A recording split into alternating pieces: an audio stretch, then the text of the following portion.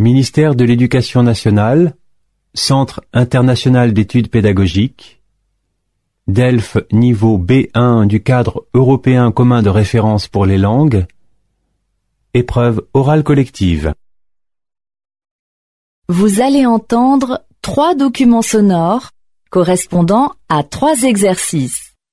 Pour le premier et le second document, vous aurez 30 secondes pour lire les questions, une première écoute, puis 30 secondes de pause pour commencer à répondre aux questions, une seconde écoute, puis 1 minute de pause pour compléter vos réponses. Pour répondre aux questions, cochez la bonne réponse ou écrivez l'information demandée. Exercice 1. Lisez les questions, écoutez le document, puis répondez.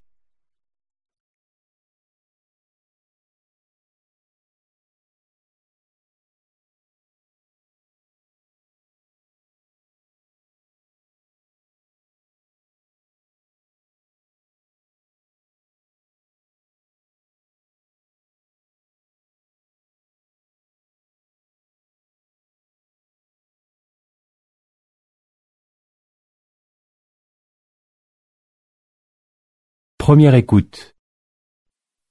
Alors, Charlotte, c'était bien ces vacances? Nul, vraiment nul. À l'aéroport, personne ne m'attendait. J'ai dû marcher pendant presque 1 heure. J'arrive finalement à l'hôtel et, quelle surprise, je n'avais pas de chambre. Ma réservation n'était pas enregistrée. J'ai dû passer la nuit sur un fauteuil à la réception. Ce n'est que le lendemain que j'ai eu une chambre, avec salle de bain, mais sans eau chaude. Le restaurant était tellement mauvais que j'ai été malade. Et ne me parle pas de la magnifique piscine qu'on peut voir sur la publicité. Elle était fermée. Enfin, heureusement que les autres touristes étaient sympas. Ma pauvre Charlotte, tu n'as pas eu de chance. Mais pourquoi tous ces problèmes? On m'a expliqué que les propriétaires étaient nouveaux, qu'ils n'avaient pas beaucoup d'expérience et que c'était la première fois qu'ils recevaient un groupe de touristes. Et toi qui avais demandé pour ne pas avoir de problème à une agence de voyage d'organiser tes vacances. Oui, c'était une erreur, je le reconnais. Et toi, Paul, tes vacances, c'était comment? Eh bien moi, je voulais partir à la mer, mais finalement, à la dernière minute, j'ai changé d'avis. Je suis resté chez moi. Et je suis très content de ma décision car je me suis vraiment reposé. J'aurais dû suivre ton conseil et me méfier de cette publicité. La prochaine fois, si tu veux bien, tu m'aideras à préparer mes vacances. Pourquoi pas?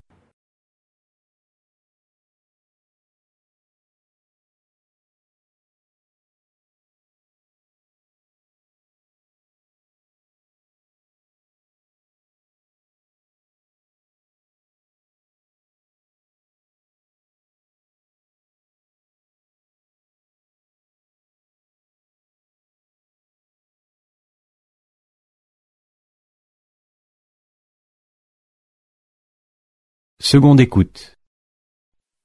Alors, Charlotte, c'était bien ces vacances? Nul, vraiment nul.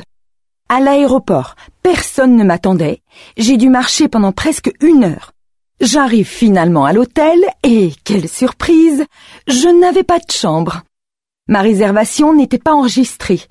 J'ai dû passer la nuit sur un fauteuil à la réception. Ce n'est que le lendemain que j'ai eu une chambre, avec salle de bain, mais sans eau chaude. Le restaurant était tellement mauvais que j'ai été malade. Et ne me parle pas de la magnifique piscine qu'on peut voir sur la publicité. Elle était fermée. Enfin, heureusement que les autres touristes étaient sympas. Ma pauvre Charlotte, tu n'as pas eu de chance. Mais pourquoi tous ces problèmes? On m'a expliqué que les propriétaires étaient nouveaux, qu'ils n'avaient pas beaucoup d'expérience et que c'était la première fois qu'ils recevaient un groupe de touristes. Et toi qui avais demandé pour ne pas avoir de problème à une agence de voyage d'organiser tes vacances. Oui, c'était une erreur, je le reconnais. Et toi, Paul, tes vacances, c'était comment? Eh bien moi, je voulais partir à la mer, mais finalement, à la dernière minute, j'ai changé d'avis. Je suis resté chez moi. Et je suis très content de ma décision car je me suis vraiment reposé. J'aurais dû suivre ton conseil et me méfier de cette publicité. La prochaine fois, si tu veux bien, tu m'aideras à préparer mes vacances. Pourquoi pas?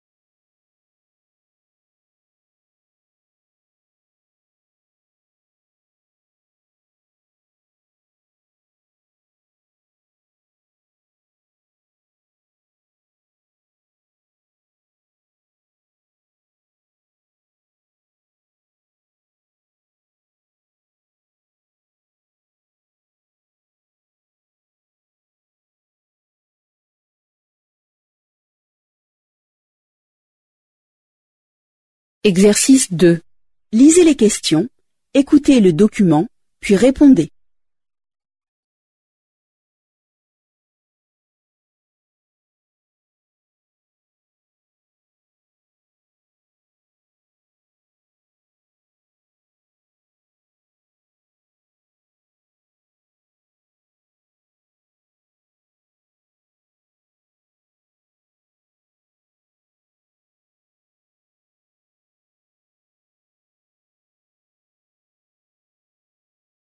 Première écoute.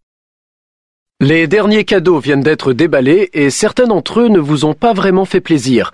Alors pour faire de la place dans les placards, il existe une solution simple et conviviale, le don. La pratique est dans l'air du temps. Les sites de revente et les sites de dons d'objets remportent un très grand succès. Plutôt que de jeter, il est possible de se débarrasser des objets inutiles en quelques clics et de faire des heureux. Consoblog.com est le portail de la consommation alternative. On peut y trouver de l'informatique, des vêtements, des magazines, des voitures et surtout des jouets pour enfants qui sont très recherchés parce que les jouets, c'est assez cher. Et aussi beaucoup d'appareils électroménagers. Le principe est simple. Lorsque vous n'utilisez plus quelque chose, vous passez une petite annonce et la personne que ça intéresse va vous contacter par courriel ou par téléphone. Elle passera chez vous pour récupérer l'objet. On donne parce qu'on se dit que parfois pour récupérer quelques euros, ça ne vaut pas la peine de perdre du temps à mettre un objet en vente ou parce qu'on peut faire plaisir à quelqu'un. Parce que c'est très pratique et c'est rapide. On donne parce qu'on veut recycler des objets, mais c'est surtout parce qu'on a envie de donner, par générosité. Donner, c'est vraiment dans l'air du temps. Ça fait partie de la solidarité qu'on peut voir dans la vie de tous les jours et en particulier sur Internet. Cela a beaucoup de succès, notamment auprès des jeunes. Ces sites spécialisés dans le don et la récupération permettent de s'équiper pour presque rien. La plupart sont totalement gratuits, d'autres ont un numéro de téléphone surtaxé qu'il faut appeler pour obtenir les coordonnées du donneur. Pour écarter les éventuels revendeurs, on a mis en place, comme sur les sites marchands, un système de notes pour que la personne qui vient récupérer l'objet puisse évaluer la qualité du service. À partir de maintenant, vous pouvez respecter la règle des 3 R, réduire les déchets, réemployer et recycler les objets.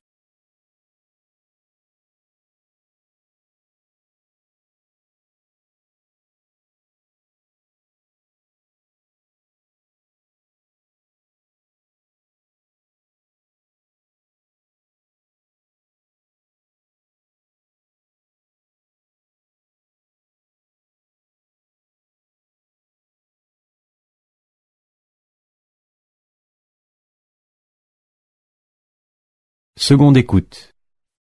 Les derniers cadeaux viennent d'être déballés et certains d'entre eux ne vous ont pas vraiment fait plaisir. Alors pour faire de la place dans les placards, il existe une solution simple et conviviale, le don. La pratique est dans l'air du temps. Les sites de revente et les sites de dons d'objets remportent un très grand succès. Plutôt que de jeter, il est possible de se débarrasser des objets inutiles en quelques clics et de faire des heureux. Consoblog.com est le portail de la consommation alternative.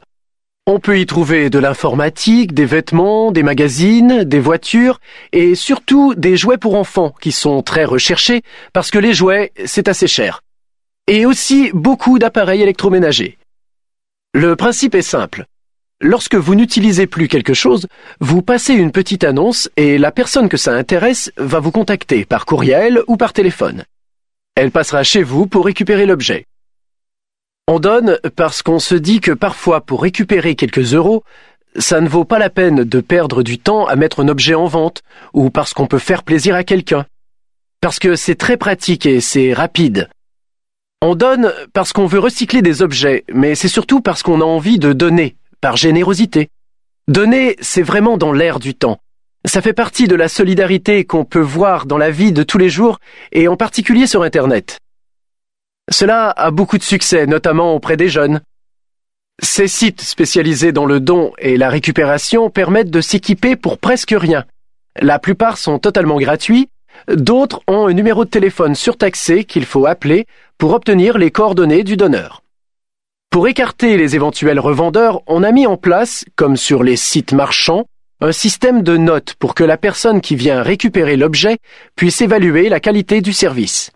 À partir de maintenant, vous pouvez respecter la règle des 3 R. Réduire les déchets, réemployer et recycler les objets.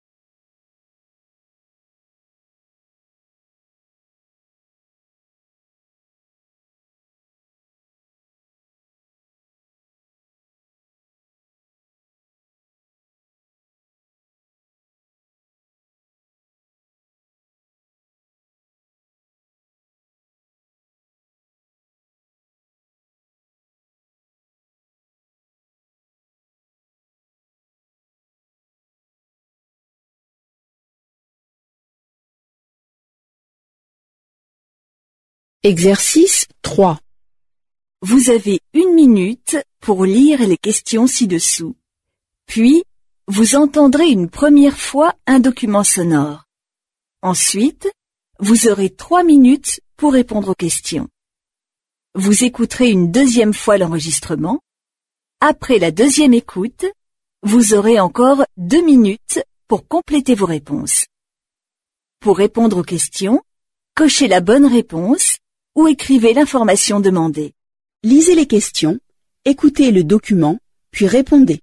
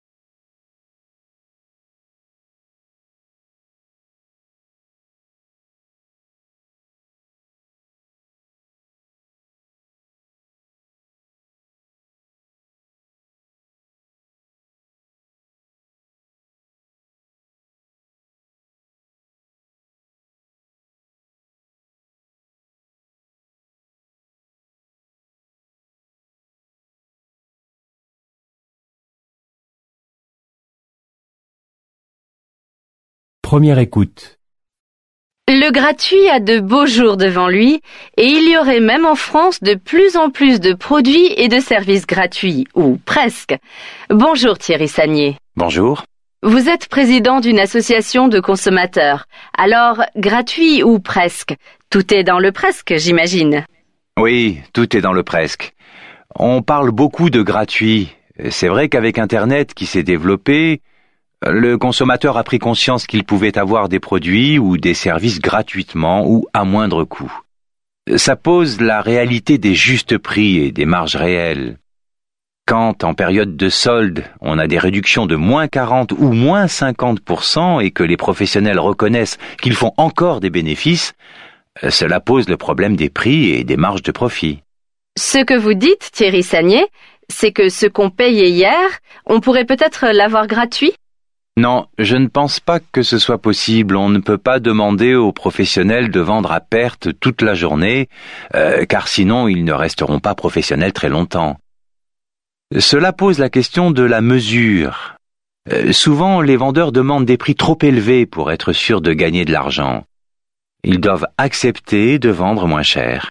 Alors, quels sont concrètement les secteurs qui vont vers plus de gratuité? On connaît tous les journaux du matin ou du soir gratuits. Ils sont gratuits pour les consommateurs.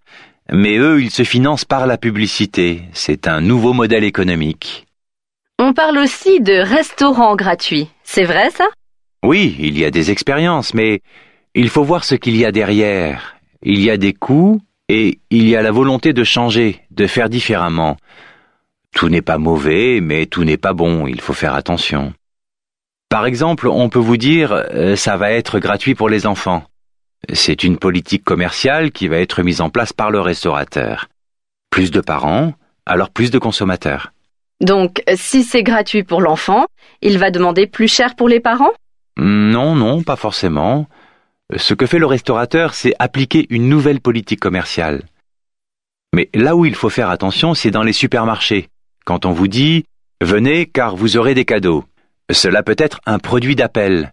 Quand le consommateur ira acheter un produit très peu cher, après il aura envie de revenir et on pourra lui vendre n'importe quoi à n'importe quel prix, il sera attrapé. Il viendra plus souvent. Le consommateur doit toujours faire très attention. C'est une technique de vente adaptée à l'époque? Oui, vendre de meilleurs produits et moins chers et surtout proposer des services gratuits permet de toucher les consommateurs d'aujourd'hui. Merci beaucoup Thierry Sagnier.